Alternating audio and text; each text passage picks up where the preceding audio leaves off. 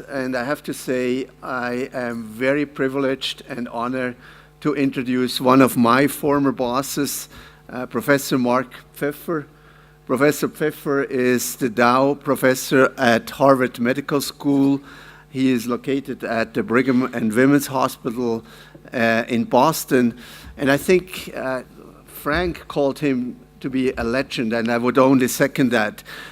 Because without Marc, we would not have ACE inhibitors. Marc was really, together with his late wife, Janice, and Eugene Braunwald, instrumental in the introduction of an ACE inhibitor with the concept that ACE inhibitors would reduce or at least attenuate ventricular remodeling, in particular after a myocardial infarction.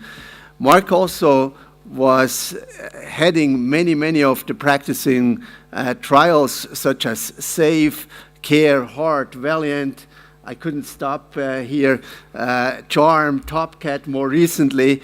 And so he was really instrumental in getting us the drugs to treat our heart failure patients. Marc will also head a new trial, which is the Paradise MI trial, and we will be conducting this trial here in Switzerland too. Paradise MI trial is a new concept in patients who will have heart attacks and heart failure. They will be treated with this new LCZ 696, and we felt it would be very appropriate if Marc would talk about the background proceedings of major pharmacological advances in heart failure, hopefully eventually leading to these new concepts. Thank you, Marc, for accepting our invitation. Well, thank you, Thomas. It's actually my privilege, and to hear the two speakers before me who were passionate, but you have to understand how unselfish they were in working for the guidelines. And what is that story? The story is, the passion is because you, not them, can do something for your patient. Isn't that fun? I mean, isn't that why you went to medical school? And what they're trying to do is say, let me put this together. But what I'd like to do today is step back and say, where did this come from? You know, it's one thing to list these trials and to say this, but I had a little fun myself when Philip Poole Wilson died prematurely. I gave a lecture dedicated to him, and I said, what would Philip like to hear? And he'd like to hear something about, how did we get here? So I want to briefly do that and say, this is why there's passion. Before the 1990s, this thing we called heart failure, and this is age-adjusted, was just going out of control. People were dying, and we at the bedside could do something. We weren't doing enough prevention, and no patient will thank you for prevention. Dr. Marc, when you add that pill and prevent something, you don't expect a thank you. So we as physicians have to know why we're doing this. Well, this slide came to me from one of my former fellows, and he was in my Dr. Jung working with Dr. McMurray. I said, I'm speaking to people in Switzerland, 2009, can't you update it? He said, well, I haven't published it yet, but you can show them this. So it's continuing to go down. And this is the whole country. So this isn't people randomized in a trial. This isn't selected for a creatinine or selected for an age. So we're really making an impact. Now, where did it come from? I have to give a great deal of credit to Dr. J. Cohn. And the word cooperative, here it is. This is our VA cooperative study. This is the same group that told us we should lower blood pressure. So this is the group that said we should lower blood pressure, the VA cooperative study. The word cooperative in the title. No one can do a clinical trial without a great deal of cooperation. But here it is. This is 1986. They had placebo, which is your diuretic, your care. And then they added prazosin and hydralazine or isotil together. So 3 groups. 2 chances to win. 1 group better than placebo.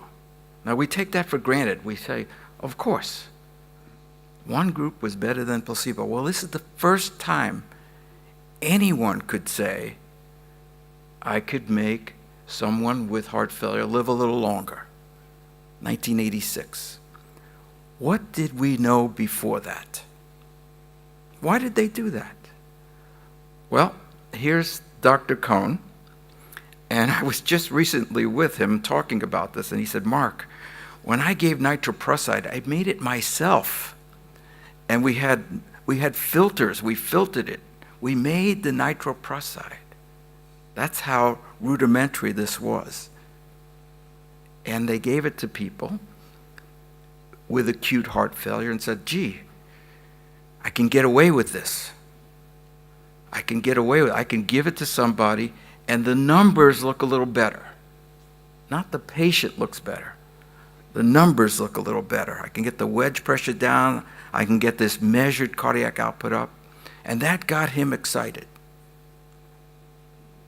And he did, here, New England Journal, I think this is 8 patients, 15 patients. Exciting in its time. I could make the wedge pressure fall. Of course, these patients are lying down. We don't know if they'd be able to stand up. I could make the wedge pressure fall in these acutely ill patients, and the cardiac output goes up. That's pretty exciting. The nitroglycerin part, okay, I can get away with that too. And then, here we are.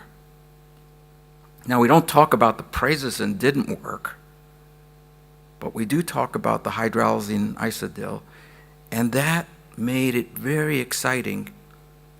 We could talk about afterload reduction on the wards. And actually, that concept came from papillary muscles that you know very well. But we could talk about something, and this is the beginning of excitement. Not lives saved so far because we didn't do it a lot, but excitement. Now, around the same time, so 1 year later, consensus, and then followed by SOLVE. ACE inhibitors. Well, actually, the fact is they were building on the J. Cohn excitement about afterload reduction.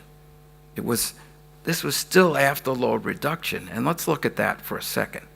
Here are the papers. And Frank, you don't see me here. I'm not here yet. So these are pioneers, and it's N of 1. N equals 1. Let me show you that.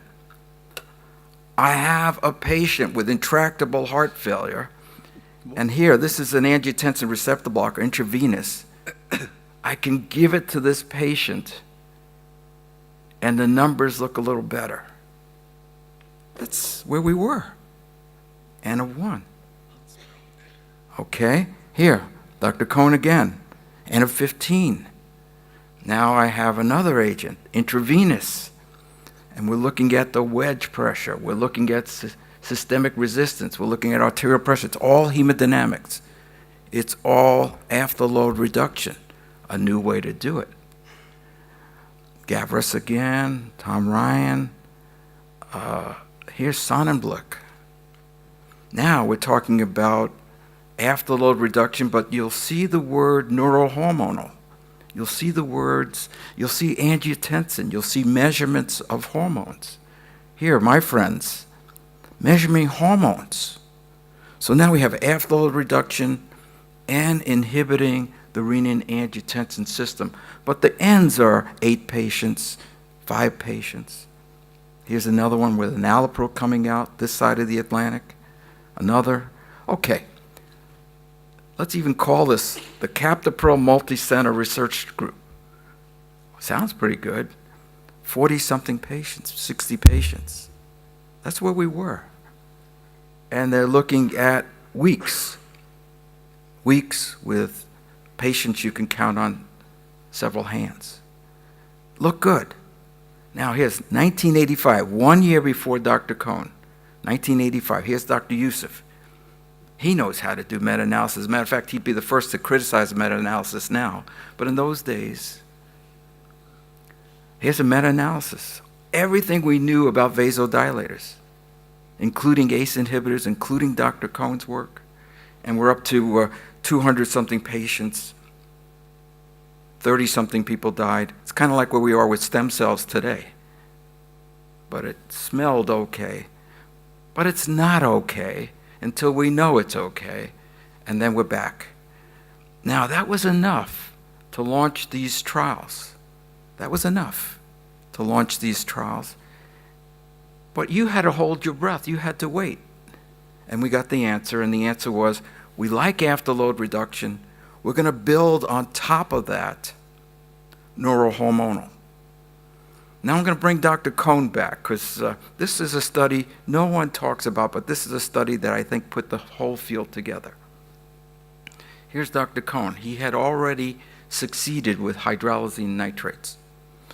The other world is moving in with ACE inhibitors. And here's Dr. Cohn, head to head. Isn't that great? I mean, so now we don't have placebo. If you win, you have to beat the winner. He won with hydralazine nitrates. He then tests with enalapril, and it was even more superior. So as you can see, we're going to be building. Now it's 30 years ago, 20 years ago. I think Dr. Cohn wishes he had another group here of the combination, which he didn't in 1991. But this cemented ACE inhibitors. It said, if you have heart failure, you'd like to be on an ACE inhibitor. Now, Frank, here's where we come in, a little later. Actually, around the same time, but we're saying, kind of like Dr. Marc was saying, do I need for you to have heart failure before I treat you? Do I need that? Or can I treat the person with an impaired pump before they have symptoms? Once you have symptoms, you're in that club. But how about, can I prevent? And that was the concept behind this. And where that came from was my late wife, and thank you, Thomas, for remembering her. She died prematurely of a disease that we can treat now a little better. But her PhD was more about time, magnitude, and response of the heart. It was animals, totally animals. And what she learned was that hypertension isn't today, hypertension is over decades. And we should be treating to prevent. Okay, I'll just go here and say that when we got to Boston and started looking at animals with myocardial infarctions, the whole world was stroke volume, hemodynamics, and we were very impressed that you can lose a lot of myocardium and have a normal filling pressure. It was only the extremes, those people that are going to Frank and he can't go home at night.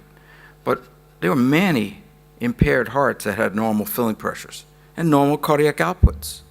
So if we're just treating the hemodynamics, we're missing a great opportunity, if you can prove that. And that's where we learned that this thing called ejection fraction, which is so important, belies the hemodynamics. Because you can have a normal stroke volume with a squeeze like this, as opposed to a squeeze like that. So you can't see stroke volume unless you know volumes. And the major message from the animals was that if you damage the heart, it enlarges in response to how much damage. But the second message, it enlarges over time. So there's where my wife, and of course she's the first author, she was the one who said, well, you know, I got my PhD by putting hypertensive rats in a cage and letting them age and seeing the problem. Why don't we take infarcted animals and let them age and see what happens? And there was the magic, that something happens over time. You can't see it, but if you treat these animals, you're attenuating that time change. Well, that's animals. We could make these animals live longer, and I'll point out our biggest impact was the ones with the moderate. The severes we helped early, but not long term.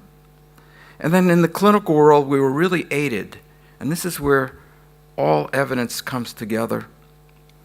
Dr. White, well known to many of you, when he went back to Green Lane Hospital in New Zealand, they were cathing everyone who left the coronary care unit. That was their practice.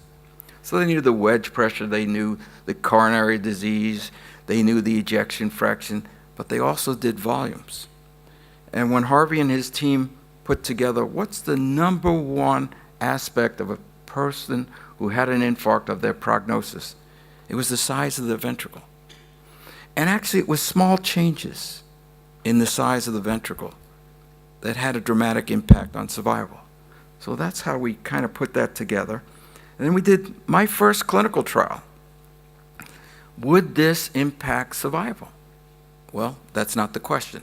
We just asked the question, is my late wife correct? Does the volume of the heart change over time in somebody who feels good? And can you attenuate it? And the answer was yes.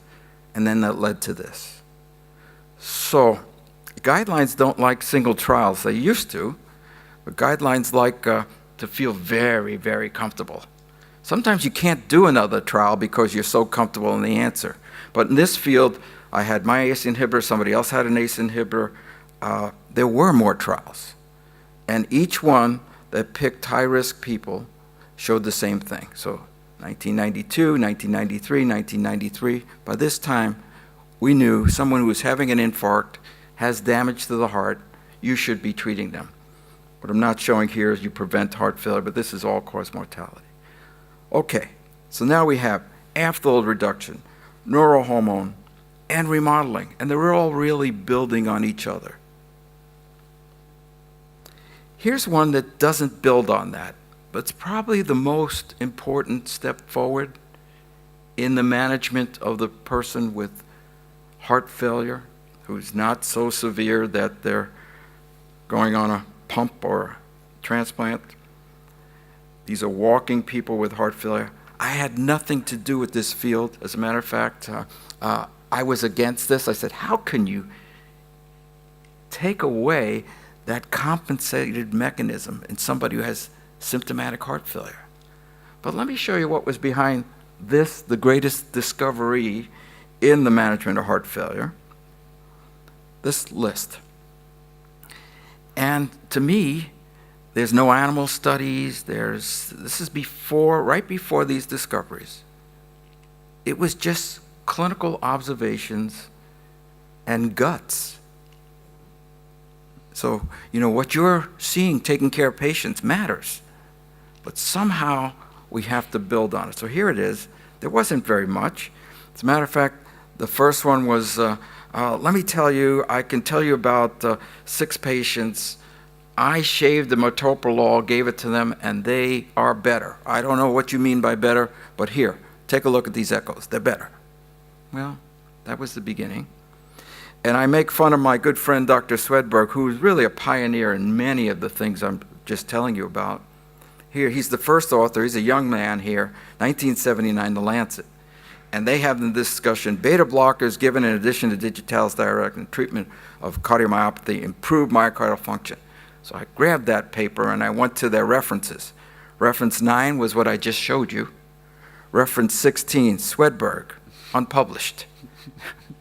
That's where we were. Not so long ago, and not such a trivial finding. Okay, now 28 patients, and here we are. Wow. So sometimes it's pretty thin, the ice that we're walking on, but without it, where would we be? And by the way, this discovery, the beta blockade, sympathetic, if you look at these papers, most of the patients are on an ACE inhibitor, so it's truly an addition. So now we have this in our hand. Okay, Frank was kind enough to show a 3 don't do. Okay, so as a clinical trialist, you like to make the guideline people respect your work and put it in their guidelines. I'm the second author on this one, which says, please don't do this. Now, we didn't do this to have Frank give us a 3, don't do this. Smart people got together, and here, I'm with Dr. Cohn here. Smart people got together and said, the bad actor is norepinephrine. What's driving the heart, what's causing this problem is norepinephrine. If we had a drug that could reduce norepinephrine, wouldn't it help people? Well, we had a drug. You have a drug. You have a drug on the market that can reduce norepinephrine. We gave it to human beings with heart failure. And to this day, I feel bad about this because the people we consented, those on placebo, did better. We did not know that. But I have to feel good about this aspect, that other people aren't going to be hurt by this. And we did it the right way. This was stopped by the Data Safety Monitoring Committee. So even good ideas sometimes hurt people, and we have to be careful. I'm going to pass here and go to this. Zanat and Pitt. I honestly don't know where this musical came together, Zanat and Pitt. I know them both very well. I do know the story. They made music. And they said, bravely at the time, this is 1999, prior to what we knew about beta blockers, you know, there's this thing called ACE escape, there's this. Spironolactone's used a lot. Can't we do that as a test? And they saved lives in people with severe heart failure. If you want to ask yourself how sick are people, just look at the placebo group and look at their all-cause mortality, and here, 18 months, 30% dead. That's why Frank's so passionate. And boy, this is a real change. Now, this trial didn't get the attention. It didn't have a sponsor. Spironolactone is generic. Not only didn't it have a sponsor, the third-year medical student could raise their hand and say, but what about beta blockers? Well, it's not their fault. They did it before we knew beta blockers. So Pitt and Zanad come back and say, well, you want beta blockers? I'll give you beta blockers, but I'll give it to you in a heart failure and in a post-MI high-risk patients, and we will save lives. So it was pretty good. What do we know before that? Why was there this excitement? Well, we did know about ACE escape, and we did know about ALDO. We did. And then there was this guy called Weber who was saying, you know, there's this fibrosis, and when I treat animals, I can prevent the cardiac fibrosis. So things were kind of coming together. But we really, in the medical community, didn't have heart failure with beta blockers. They came back, gave us this. So now Frank's Guidelines Committee, they really give this the level of evidence it needs. I'm going to go back a little to maybe when you were medical students and you learned about force velocity. Thomas did papillary strips. He hung hearts. We did. We want to learn about this thing we call the heart. And one way to do it is to isolate the papillary muscle and study it. And here's the force velocity. We've learned that the heart is different than skeletal muscle. It can change contractile states. Actually, the person who told us that was Edmund Sonnenblick. And it's a little humbling to know he did that when he was a medical student. So, pretty impressive. And that the impaired heart doesn't work as well as the normal. So this was the holy grail of heart failure. If there's something wrong with the muscle, please give me a drug that I can take orally and make the muscle work better. Well, we waited. Then we got one. We got an oral agent that can increase the contractile state of the heart. And it did what you wanted it to do. It improved the cardiac index. It lowered the filling pressure. It did what you wanted it to do. Amazing. We waited. And by the way, people could walk a little further, and if you asked them, they told you they felt a little better. What more could you ask for? This is the problem. This is now the solution. Well, we in cardiovascular medicine, unlike the oncologists, I shouldn't say that, there might be one or two in the audience, ask for that next step, which is not easy, very expensive. And you have to put your beliefs aside. If you've been treating people who could walk further, you don't want to do a study and randomize to placebo because you know, you've seen it with your own eyes. Well, we asked for that in cardiovascular medicine, and we got it. And here's one, good numbers of people, and getting the drug reduced your survival, 40% increase in mortality. If this were neutral, we'd be using it today like water because it makes people feel better. But it's not neutral, and we don't like to administer drugs that shorten your survival. Now, was that alone? Actually, it turned out, here's Dr. Cohn again. Good people. I have another one. Okay, maybe it was that first one. I have another way to increase the contractile state of the heart. And again, placebo was the winner. So much so that with the whole class at the time, the best dose to be on for your mortality was 0. We didn't know that. So we have to thank these trials. Now, Frank uses these drugs because he's got to get through the night and get these people through. But he's not using it to prolong their survival. So at least we know why we use it and how to use it. Okay, I'm going to just skip and say we've had many examples. Now, Frank said, and I'm not talking about the devices, which huge impact for the right patient. I'm talking about the pharmaceutical trials. Things were really hot in the early 90s. Then we really didn't have a major, what we'd say in America, a home run. I guess that would be a goal to win at the last minute. And it looked like we weren't going to get another one. It just looked like everything that tried was not working. Not working on top of this, on top of that, on top of that. And this, Frank counted the zeros. I wasn't part of this, so I chided my friends, why do you put so many zeros? And they said, Mark, you wouldn't know. You never had a study that could do that. And that's true. But I will tell you, the number of zeros just tells you the confidence. It doesn't tell you the effect size. So the effect size is that magic 20-something% we've been seeing. Now, this is the first time I can't say on top of everything we do. So on top of beta blockers, on top of ICDs, on top of CRT. But I can't say on top of an ACE inhibitor, because this is going against an ACE inhibitor. So it's the first. So that's another reason we in the medical community are having trouble. Do I stop something, start something? Well, here's the reason to do just that. And here, what did we know before that?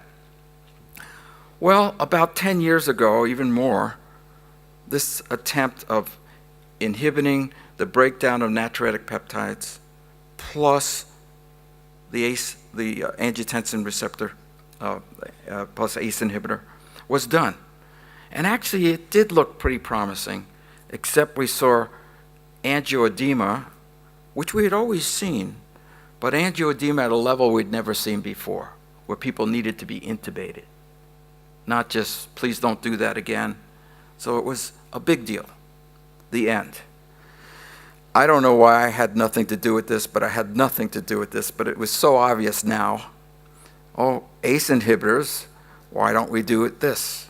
And I don't know who actually did that, but let's do that. What did they know before that major trial? Well, there was a lot about the natriuretic peptides, and this man should probably get a Nobel Prize for that, consistently showing there's a hormone coming out of the heart that affects kidney function, affects vascular smooth muscle, consistently showing that. And then, more recently, that could be inhibited, and Frank said it was in his hands, this inhibitor. Well, it's been around, but putting those two together, what did we know? Well, actually, all we knew is that that combination lowered blood pressure more. There's no experimental work in heart failure. There's no phase 3 in phase 2 in heart failure. It went from this to what we just saw. So sometimes that leap is what, well, obviously you always have to take the leap, but you never know. So there's the ARNI. It's now on the horizon. It's now something we talk about. It's not a joke. It's something that goes in your hands that can further lead to a reduction in morbidity and mortality in your patient. So we heard from passionate speakers who wrote for the guidelines. Well, their passion is your passion. It's your passion. it's so hard to go beyond epi, go beyond hypothesis, go beyond I believe, to actually do the randomized trial that gives you the data, that once you get it, you need to then figure out, are we going to do this? And I like the fact that people who weren't involved in the trials are working on the guidelines. That wasn't always the case. You know, you do something, let somebody else decide how important is it for you. And then, of course, it's meaningless if people don't do it. So you just heard, even in Switzerland, where the person isn't paying for the medication, who has an indication to take a statin, half are not doing that. So practicing today's medicine, we can make great improvements. But I think the mission is to improve tomorrow's medicine. So when we get something that does, it's not for the 10,000 people in the trial or 2,000 people in the trial, it's for public health. So this is where it all comes together. And this is where societies like your society coming to meetings, because it's not a game. We're taking care of human beings. We've got the privilege in medicine. Isn't that wonderful? You know, I mean, it truly is. We have to use it wisely. And not everything helps everybody, but when we have an opportunity, let's not miss opportunities to help today's patient, but let's support research to make tomorrow's even better. Thank you for the invitation, Thomas.